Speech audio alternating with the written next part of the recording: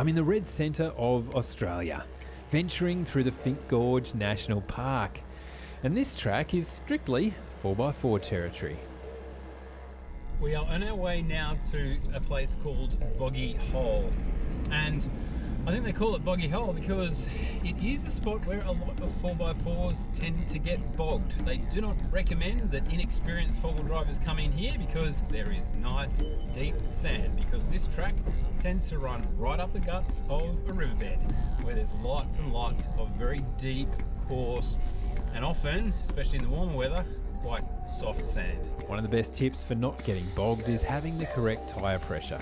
For these sandy tracks, I'm dropping my mud terrains from 45 down to around about 25 psi and making my Outback Armour shock absorbers a lot firmer to give my vehicle better handling and more control over the springs. It's definitely worth doing because, let's face it, who doesn't love driving up a dry riverbed? And the Finke River is an absolute beauty for doing just that.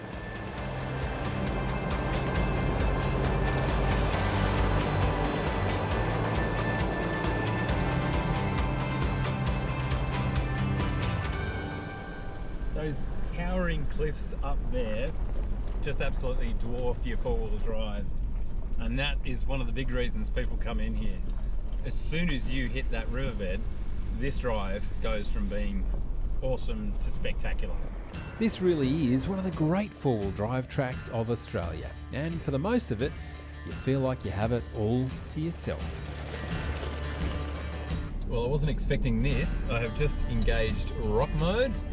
And yeah, we've got some decent little rocks on the track at the moment.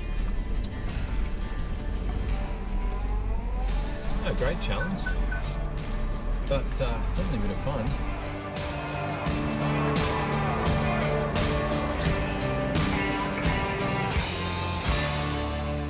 And this is the Boggy Hole campsite, stunning and serene.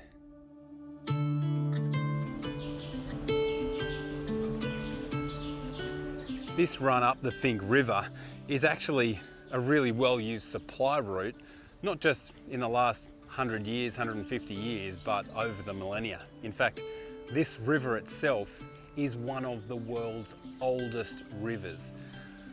Those walls, they've been scoured out over the last 450 million years. As Australians, we often see ourselves as a pretty young nation. Probably because, it's really only been, a couple of hundred years since European settlement. But scratch that from your brain and think about the landmass itself and how long it has been here, and it has weathered its way into this beautiful sculpture that's behind me. You think Rome is old? Here, she's a whole lot older. The ancient red cliffs and still waters really do help you slow down and take the pace off life for a bit.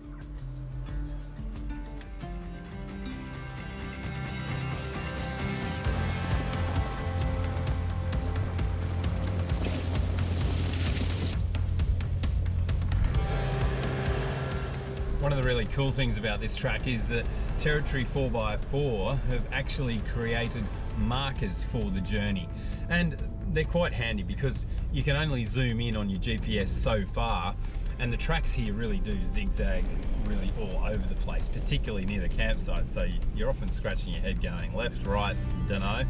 And then when you see these markers, that makes you feel safe again. Yep, I'm on the right track. When driving on tracks like this, it's also an advantage to have new technology on your side. I don't think I've ever used my throttle controller as much as I have on this trip in one hit. You're going from high-speed dirt to sand, really soft sand, to climbing over rocks, back to high-speed dirt. It is really such a wonderful track for that. And what the throttle controller does is it either sharpens or it dampens your throttle response. So you want to dampen it when you're going over rocks, so you're not sort of jerking your car up and down and really, surging as that turbo spools up. And then you want to sharpen it if you get a nice bit of high-speed dirt where you just want to make a mile. So it's really handy, and it just does make your vehicle that much more drivable and enjoyable. Yet another Finke River rocky water crossing. I just can't believe how different the water crossings are in such a compact area. I mean, you've got your regular river boulders, but then you've also got some that look like they are plasticine that have been molded, these gorgeous round-edged rocks that are sort of buried into the ground. And then you've got something like this one here, which is these sheets of rock that have sort of been tipped up on their side. It is just so different, and every one of them has their own real beauty. The beauty of this track is there's so many places to explore off it as well. I think I have just spotted a pretty cool tree over there in the scrub. Bit of a drop down here into a creek, and down we come.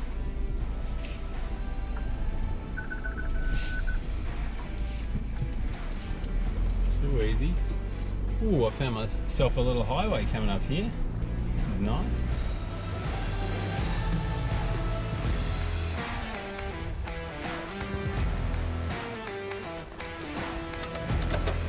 This is a little bit hairy now. I'm going to pop my locker on and see if I can get out of here. Woo! Hey, the Everest. Smashed it. That drive was so worth it. What a magnificent specimen. I tell you, if they made red gum calendars, this would be Miss January. You would start your year off with a bang. She is gorgeous.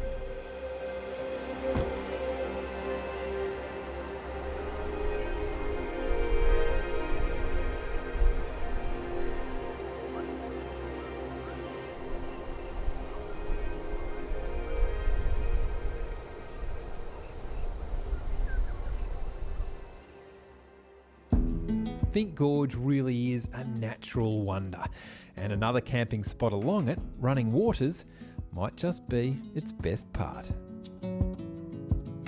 This next spot that I'm going to is spoken in kind of hushed tones by the people who have been here. I think largely because they don't necessarily want the rest of the world knowing about this location, because it is simply that good.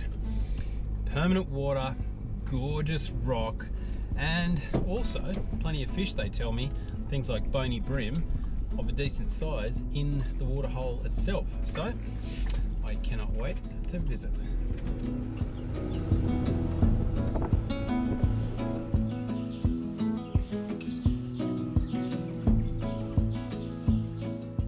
Look at that. That is absolutely crystal clear.